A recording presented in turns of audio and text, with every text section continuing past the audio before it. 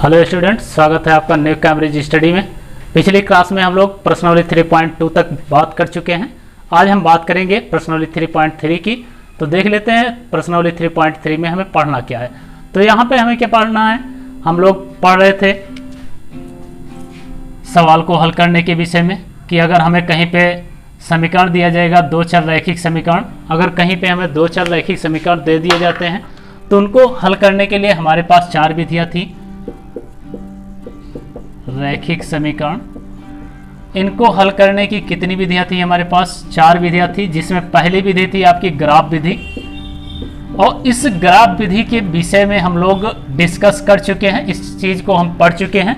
दूसरी विधि थी हमारे पास प्रतिस्थापन विधि। तो हमें क्या करना है, इसी प्रतिस्थापन विधि को आज क्या करना है, पढ़ना है, क्योंकि हमारे पास चार विधियां हैं। तीसरी है विलोपन विधि और चौथी है हमारे पास वज्र गुणन विधि। तो बच्चों आज हम स्टार्ट करते हैं प्रतिस्थापन विधि। तो चलिए आज हम स्टार्ट कर लेते हैं प्रतिस्थापन विधि। देखते हैं प्रतिस्थापन विधि होती क्या है। तो यहाँ प्रतिस्थापन विधि का मतलब क्या होता है? प्रतिस्थापन विधि का मतलब होता है कि अगर कोई एक समीकरण दिया गया है तो उस एक समीकरण से हम क्या करेंगे, x या फिर y किसी एक का मान निकालेंगे। क्योंकि हमारे पास दो समीकरण दिए रहेंगे तो दो समीकरण में से हमें एक समीकरण से x या y का मान निकाल लेना है और उसको ले जा करके दूसरे समीकरण में रख देना है और वहां से सॉल्व कर लेना है, हमारा आंसर आ जाएगा। तो आइए समझते हैं। मान लेते हैं हमारे पास एक समीकरण है x माइनस वाई बराबर 8, ये समीकरण एक है। तो ये समीकरण एक है और दूसरा समीकरण हमारे पास है x प्लस वाई बराबर 10। तो हमारे पास दो समीकरण है और इन दोनों समीकरणों को हल करना है किस विधि से? प्रतिस्थापन विधि से।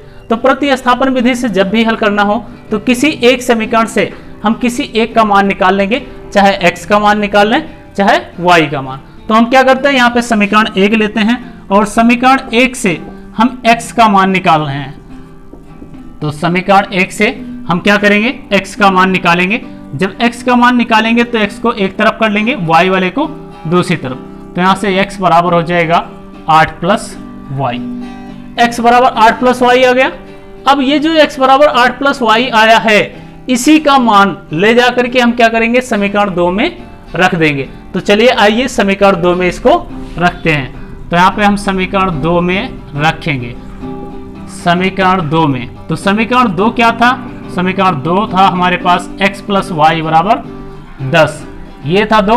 इसी में जहां जहां x है वहीं पे क्या रखेंगे, 8 प्लस वाई रखेंगे।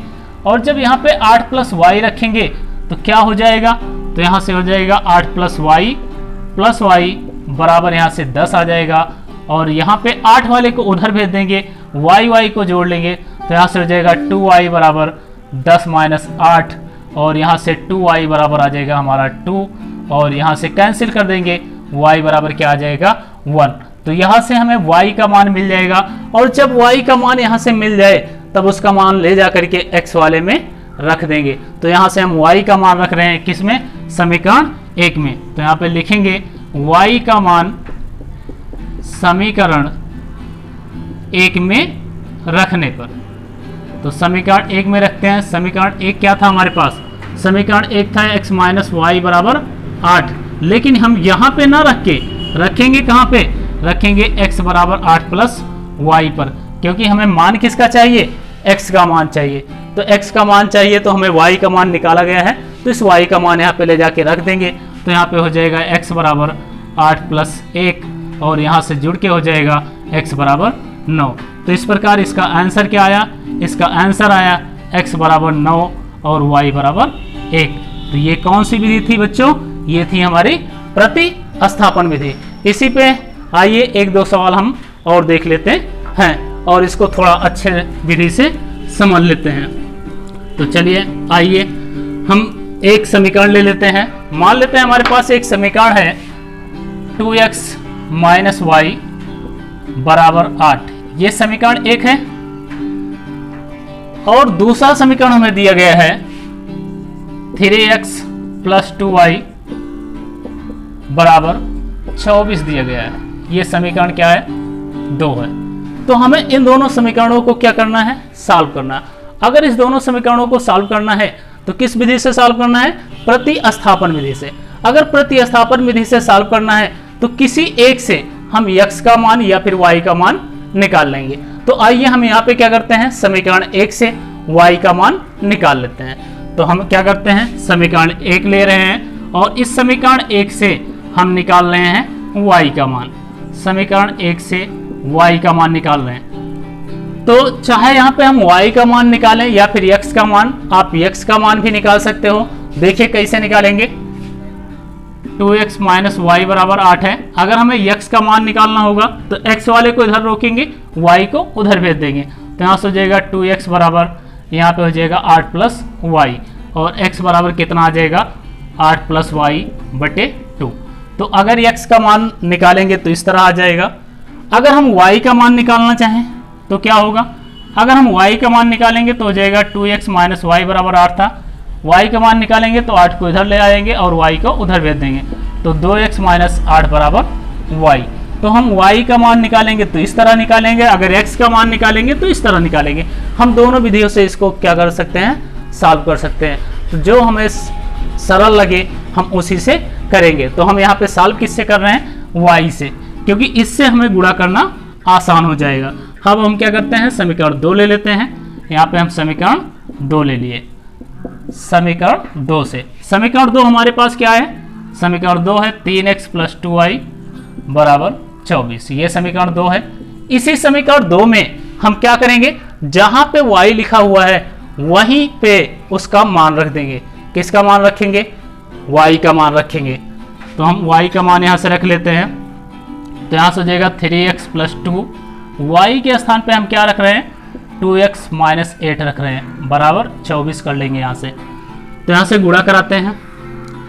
तो यहाँ से हो जाएगा 3x प्लस यहाँ से हो जाएगा 2 दूना 4x माइनस 2 8 16 हो जाएगा, बराबर यहाँ से हो जाएगा 24। अब इन दोनों को जोड़ेंगे, 4 3 7x, इसको इधर ले जाएंगे तो हो जाएगा 24 प्लस 16। 24 और 16 को जोड़ा जाएगा। जब 24 और 16 को जोड़ेंगे तो आ जाएगा 40। तो यहाँ से x बराबर आ जाएगा 40 बटे 7, मतलब x का मान यहाँ पे आ चुका है। अगर x का मान आ चुका है तो y का मान निकालना है। तो y का मान निकालना है तो ले जा करके हम यहीं पे रख देंगे और y का मान आ जाएगा। तो चलिए हम यहाँ पे y का मान भी निकाल लेते हैं। तो देखिए कैसे y का मान यहाँ पे निकालते हैं। तो y का मान निकालने के लिए फिर से हम क्या रखेंगे, y बराबर 2x माइनस 8 ये ले लेंगे और यहाँ पे x का मान रख देंगे। x बराबर कितना था? 40 बटे 7 था।